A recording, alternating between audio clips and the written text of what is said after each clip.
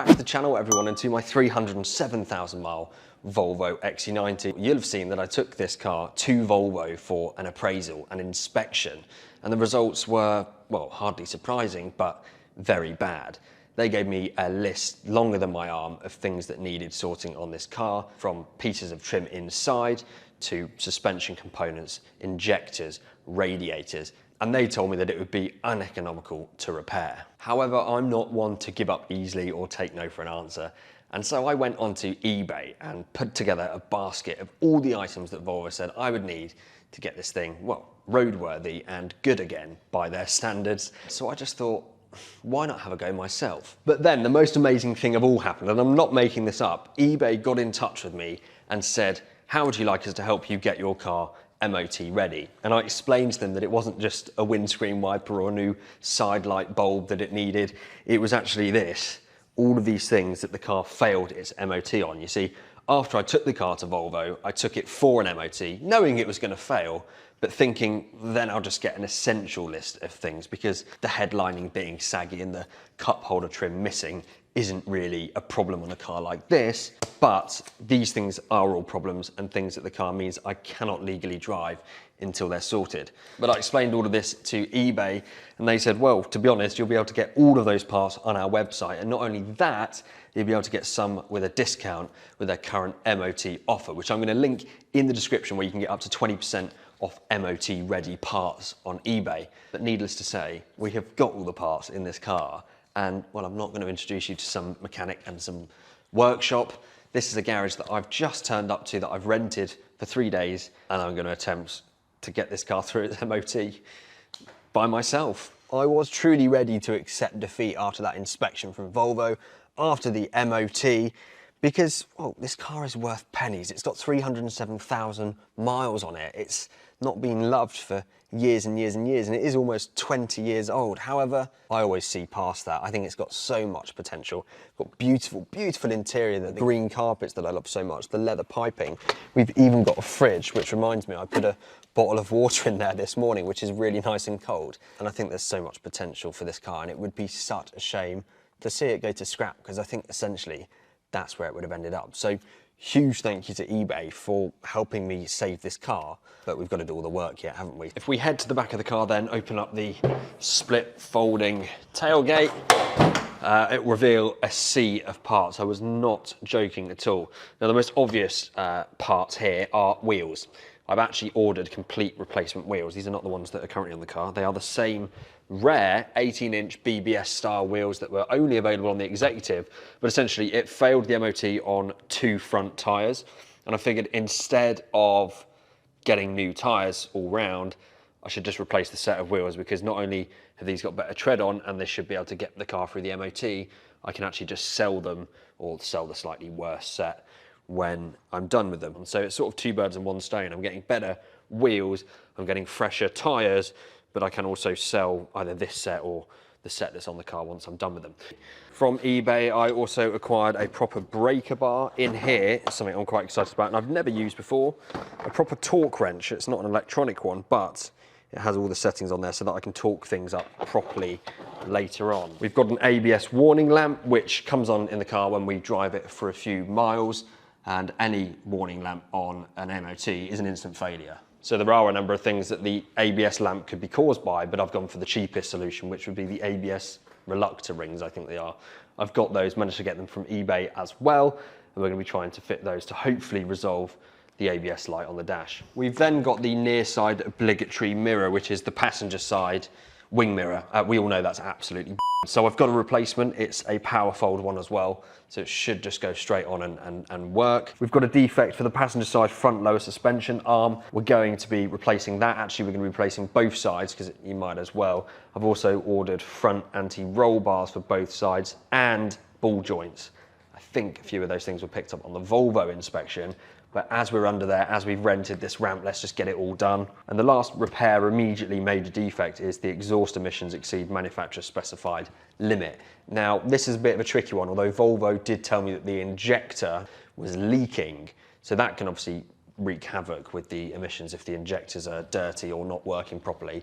So I'm going to replace injector number 4 if I can, and then I've got some Red X diesel solution. Again, all came from eBay, and I'm going to run through the fuel tank. We'll probably have to go and fill it up, and then give it a blast on the motorway, pretty much on the way to the MOT centre, and hopefully that will solve that problem. So they're the essentials list of things to get done. We've also got some new number plates and some new lamps for the back, just to go through the advisories as well. But we're going to be focusing firstly on the suspension bits.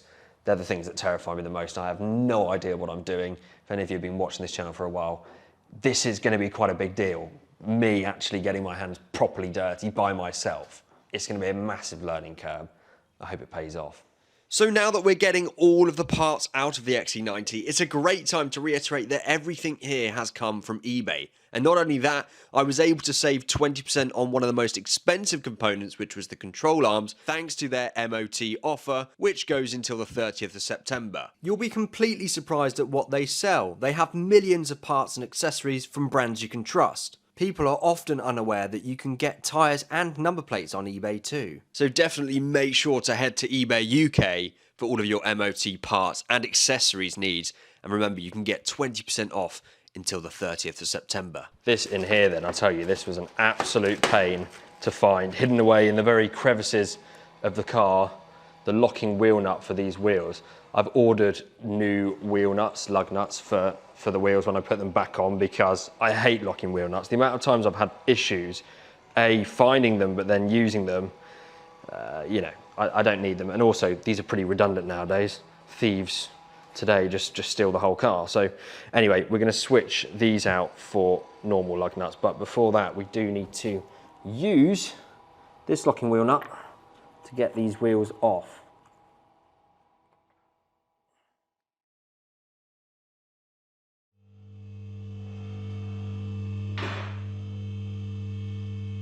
So you know how they say you shouldn't say things if you don't want to jinx them? Well, I jinxed it. No matter what I tried, I could not get the front right wheel off the car because I could not get any purchase with the locking wheel nut key. The other 3 wheels came off without much of a fight, but this front right just would not budge. Well, we're not off to the best of starts. I think that clock's wrong, but I think it's around 1 o'clock and I got in here at around 10. And as you can see, the wheels are still on the car. I had this with my second Range Rover. The locking wheel nut key, or the actual nut itself on this front right, it's just not working. I've managed to get all the other locking wheel nuts out, but this one, it's just spindling on. I think someone's completely threaded this nut before, but we're gonna try, I'm gonna try hammering it and doing anything just to get it off, because I've got new lug nuts coming. Don't really care about these wheels. Certainly this front right is absolutely so I'll be using one of the newer ones.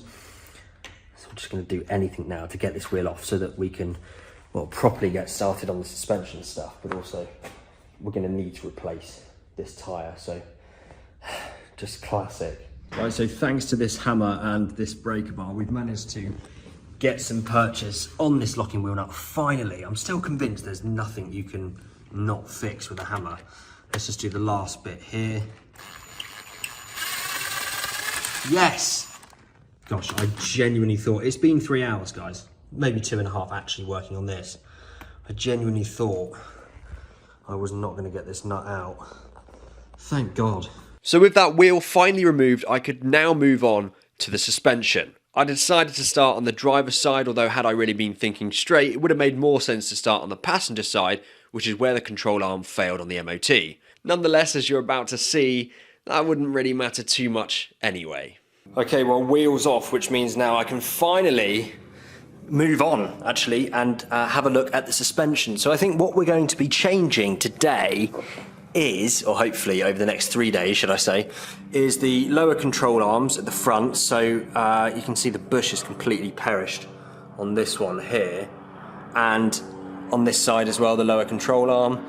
And then we've got the sway bars, or the anti-roll bars, which is this long thin part here. We're going to replace those as well. I decided to start with the anti-roll bars as this looked like the easiest first thing to tackle. However, from my impact gun to a breaker bar, I just couldn't seem to crack anything loose. I decided to spray this upper bolt with penetrating fluid and leave it for later. Having no joy with the anti-roll bar bolts, I thought I'd try the lower control arm. I first had a go at the nut that secures the arm to the ball joint, and happily, I was able to get this off. I was so relieved. Before moving on, I wanted to see if I could get any movement on the control arm by levering and hammering it, but I had absolutely no joy here. I thought I'd have a look at the passenger side of the car to see if I could make any more progress. However, I just ran into the same issues. The best solution at this point was to eat a packet of squares. It seemed pretty obvious to me that nothing was going to budge, so I emptied a can of penetrating fluid onto all of the stuck components, hoping that overnight this would loosen them up enough. I also ordered a cheater bar, or a long metal pole to use as leverage, a blowtorch and mole grips to arrive the next day from eBay in case that lubrication wasn't enough. Oh dear, well this has not got off to a good start, to be honest. I was kind of expecting it not to go so well, but unfortunately we're falling down at the very first hurdles here. We had all the issues getting the wheels off to start with, and well, the issues we're having now are actually much the same. I'm just struggling to undo the bolt. I first tried to do the anti-roll bar, which is this 18mm at the top, and there's I think it's a 16mm at the bottom. They're slightly different. But I'm just spindling the entire nut, or the entire screw, when I'm trying to get the nut off, and it's very frustrating. Then I moved on to the upper bolts on the lower control arm, and I couldn't get them to come loose for the same reason. Again, we're just spindling the entire nut, or the entire screw. So a little bit frustrating. So I mean, I've only got a couple of hours left today and I haven't achieved anything, or at least it feels that way. So I think what I'm going to do is probably go and fit the passenger side wing mirror, and then maybe put the new number plates on, potentially have a polish of the headlamps as well. Some pretty satisfying stuff, and at least then I can go home today feeling like I've achieved something. But these suspension bits, I mean, all it is, it's just nuts and bolts. I can see, you know, exactly where my nice new anti-roll bars are going to go. All looks like it's going to fit perfectly. We've got new washers and stuff on there. I just can't get the old things off, which is so annoying. Anyway, let's stop with this now. I have spent a couple of hours trying to get these off. I'm going to have to think of a solution for that, but otherwise we can at least get some stuff done this afternoon while we still have time. So I'm going to start over on the passenger side now for the wing mirror. So we can see the old wing mirror here is, yeah, completely messed up, and it failed the MOT because of it, or partly because of it, and rightly so. It's obviously extremely damaged and full of all sorts of horrible things, lots of cobwebs. And the main problem is that the adjustability function doesn't work, so I can't really use it as a mirror in my driving position. I can't, you know, see what's going on because I can't adjust it. So it needs to go. I have got a replacement in this box here. Now, it should be a power fold, just like my one, and it should be exactly the same. The only difference will be that it's not painted blue. So it will go on there in just the black colour, but it's certainly the least of my problems. Hello. And I'm not too worried about that. This, hopefully, touch wood, should be fairly straightforward to fit, at least less challenging than it has been to try and do the suspension so far. So let's give it a go. I first decided to disconnect the battery at the back of the car, as this job would involve slightly removing the door card and I wouldn't want to upset any airbags or anything like that. This is super simple. It's 3 13mm nuts to remove this silver tray, then there's a plastic cover, and then 2 10mm to loosen the battery terminals themselves before taking the negative cable off first, putting it somewhere where it can't really move, and doing the same with the positive. So to get the door card off in order so that you can access the plug for the wing mirror, you first got to prise off the silver grab handle in the middle of the door. I did this with a metal tool, but you really should use a plastic trim remover, and then inside there's 2 T25 bolts that you need to unscrew. Once you've done this, it's just a case of prising a little bit more between the door card and the door itself and popping out the plastic holders. Okay, so the door card is loose. We pulled off the silver handle here to reveal a couple of T25 screws, which are out, and then this just slips down enough for us to reveal this connector, this green connector, which is going to pull out. I'll have to do it with two hands, and that is the power to the mirror. And then I think this is just a 13mm nut. We'll find out actually. Yes, that's 13mm. And we'll take this off, and then we'll be able to get the wing mirror off itself. And there we have the old horrible wing mirror.